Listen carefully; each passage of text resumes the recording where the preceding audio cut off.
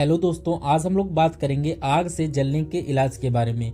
अब आग से ही नहीं, अपन जल किसी भी चीज़ से सकते हैं। जैसे कि बहुत ज़्यादा गर्म पानी अपने हाथ पर गिर गया तब भी जल सकते हैं, और उससे जल सकते हैं, आग से जल सकते हैं, पटाखों से भी जल सकते हैं, और गाड़ी के जैसे सलेंसर वगैरह को जैसे टच हो जाते हो कई बार, तो उससे भी हम लोग जल जाते हैं। तो सबसे पहले जो जलन होती है उसके बारे में बेसिक सा देख लेते हैं।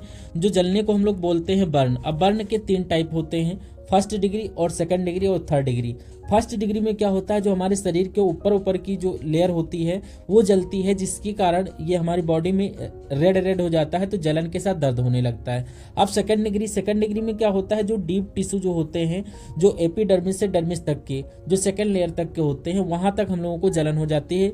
जैसे क्या होता है, फफोले जिसको ब्लिस्टर्स बोलते हैं, वो डेवलप हो जाते हैं। अब थर्ड डिग्री पर आता है डीप बर्न। अब अंदर तक की हमारी स्किन जब जल जाती है तो हम लोग उसको बोलते हैं डीप बर्न। अब यहाँ पर फफोले होने के बजाय स्किन पूरी हट जाती है और पूरी पूरी काली काली स्किन हो जाती है और गहरा घाव हो जाता है, जो कि एक सीवियर बर्न हम लोग बोल सकते हैं, वो वाली कंडीशन हो जाती है, जिसमें क्या होता है पेशेंट को कई बार हॉस्पिटलाइज भी करना पड़ता है। तो ये हो गया बेसिक बर्निंग के टाइप। अब बात करते हैं अगर कोई जल जाए तो उसमें क्या क्या सिम्टम्स देखने को मिलते हैं, क्या क्या लक्षण देखने को मिलते हैं। सबसे पहले आता है pain and redness of skin. अब जिस जगह पर दूध गया है या पानी गया है या आग लग गई तो वहाँ पर रेडनेस आ जाएगी, और जलन के साथ में बहुत ज़्यादा दर्द होने लगता है। और सेकंड नंबर पे आता है ब्लिस्टरिंग। अब जो फफोले बन जाते हैं इनको हम लोग ब्लिस्टर बोलते हैं। अब अगर यहाँ पर डीप बेस्टर तक जलन हुई है तो कई बार फफोले बन जाते हैं। अब ध्यान रखने वाली बात यह है कि इन फफोलियों को आप कभी भी मत फोड़ें। क्यों? क्योंकि इसमें क्या होता है, इसमें इन्फेक्शन जो होता है वो फैलने का डर रहता है। कई बार क्या होता है, लोग इसको फोड़ देते हैं, तो इसमें ये होता है इन्फेक्शन फैलने का डर बहुत ज़्यादा रहता है।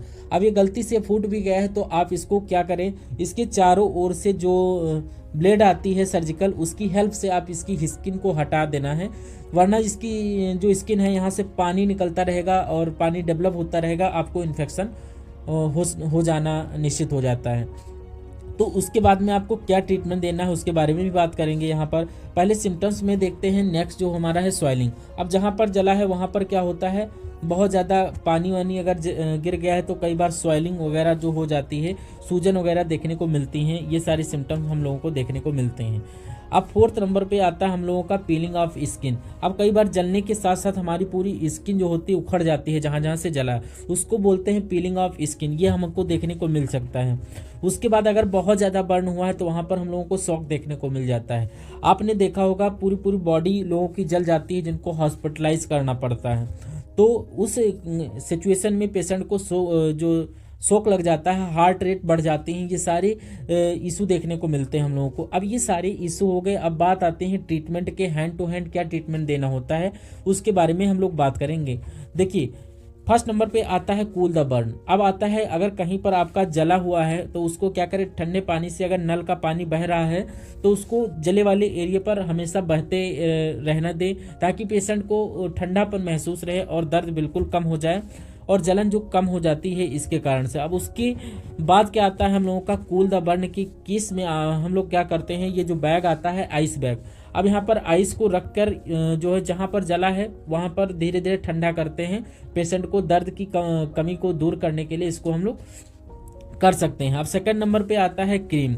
अब क्रीम जो आती है बर्न हील के नाम से जो आती है, जो बहुत अच्छा रिजल्ट दिखने को मिलता है इसमें। जिस एरिया में जलन हुई है उस एरिया में आप लगाए, जहाँ पर ब्लिस्टर बना हो या अपर लेयर बनी हो या ब्लिस्टर फूट गया हो, तो आप उस स्किन पर लगाना है आपको। इसके साथ में क्या होता है, कई बार हम लोग नारियल तेल भी सजेस्ट कर देते हैं, तो आप उसको भी यूज़ कर सकते हो। अब थर्ड नंबर पे आता है अगर पेशेंट को बहुत ज़्यादा दर्द हो रहा है, जो सहन नहीं कर पा रहा है, तो इंजेक्शन डायना पर 1 ml का जो इंजेक्शन आता है इसको आप IM रूट के थ्रू लगा देंगे। अब जिससे उसका दर्द जो होगा बहुत कम हो जाएगा, दर्द बिल्कुल खत्म हो जाएगा। फोर्थ नंबर पे जो उसका जो घाव बन चुका है, जो ब्लिस्टर बन चुके हैं, ब्लिस्टर फूट गए हैं, स्वेलिंग जो आ गई है, उसको खत्म करने के लिए हम लोग एमॉक्सी CV जो आती है इसको 625 जो एडल्ट को हम लोग एक सुबह और एक शाम को खाना खाने के बाद हम लोगों को देना होता है। तो ये जो टैबलेट क्या करेगी, घाव को बिल्कुल सुखा देगी। अब उसके बाद में हम लोगों को क्या करना है, अगर पेशेंट को बहुत ज़्यादा दर्द है, सूजन है, तो जीरो डोल जो SP टैबलेट है इसको ख़त्म करना है। अब ये क्या करेगा, पैरासीटामॉल वगैरह इसमें पाया जाता है जो उसकी दर्द को बिल्कुल ख़त्म कर देगा, ताकि पेशेंट को सूजन ना हो और दर्द का फील ना हो। तो ये टैबलेट आपको पेशेंट को सुबह और शाम को खाना खाने के बाद में देनी होती हैं। 6 नंबर पे आता है हम लोगों को कैप्सूल जो आता है पेंटाप।